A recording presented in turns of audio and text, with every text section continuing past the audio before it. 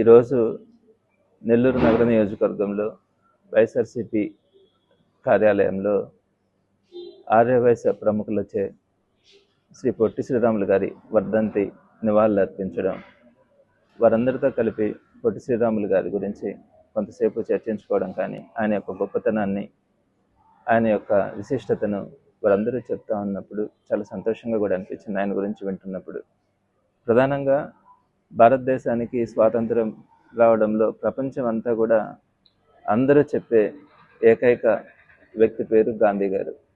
గాంధీ గారు కూడా ఆర్యవైశ్య కుటుంబానికి సంబంధించినటువంటి వ్యక్తి.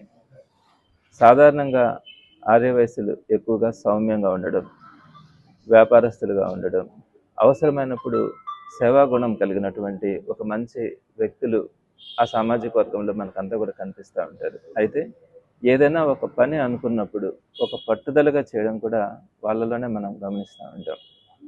గాంధీ గారు ఆ రోజుల్లో చేతిలో ఒక చిన్న కర్రతో ఎలాంటి ఆయుధాలు లేకుండా ఇంత పెద్ద భారతదేశానికి స్వాతంత్రం తప్పించగలనన్న ఒక నమ్మకంతో ఆయన భారతదేశంలో పర్యటించడం కానీ, అందరినీ ఏకతాటి మీదకి తీసుకురావడం కానీ మనం చూసాం.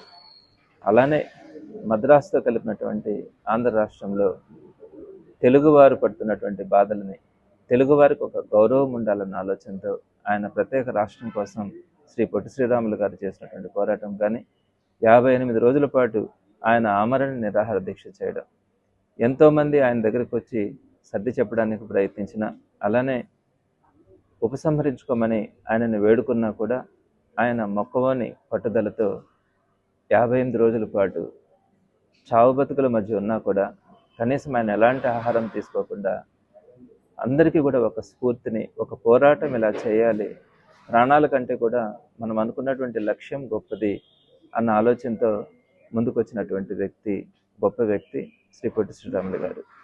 ఆయన ఈ నెల్లూరు ప్రాంతానికి చెందినవాడు కావడం మా అందరికీ కూడా ఎంతో సంతోషం, గర్వకారణం. నెల్లూరు అంటే అందరికీ గుర్తొచ్చేది ప్రధానంగా శ్రీ పొట్టి శ్రీరాములు గారే. ఆయన యొక్క పోరాటం కానీ, ఆయన యొక్క త్యాగం కానీ, ఆయన ప్రాణాలను అర్పించి ఈ రాష్ట్రాన్ని ఏర్పాటు చేయడం.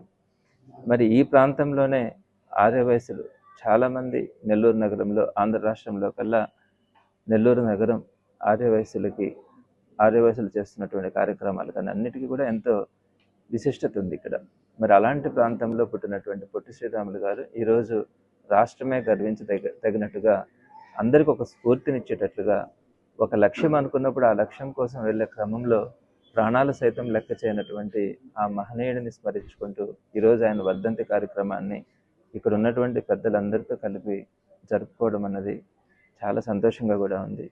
తప్పకుండా ఆయన యొక్క ఆశయాలు కానీ, ఒక లక్ష్యం కోసం వెళ్ళే మార్గంలో మనం ఎంతవరకైనా కూడా దేనినైనా కూడా త్యజించాలి, త్యాగం చేయాలి అని ఆయన ఇచ్చినటువంటి స్ఫూర్తితో ముందుకెళ్ళడం కూడా జరుగుతుంది.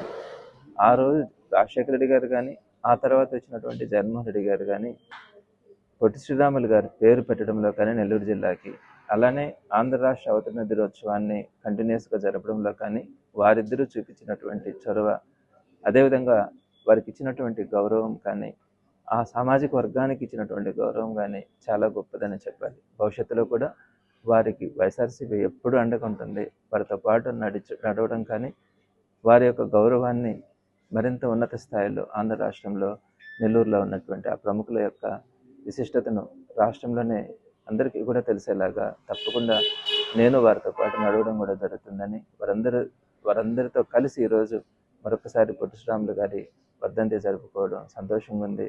వారందరికీ కూడా నేను అభినందనలు తెలియజేస్తాను.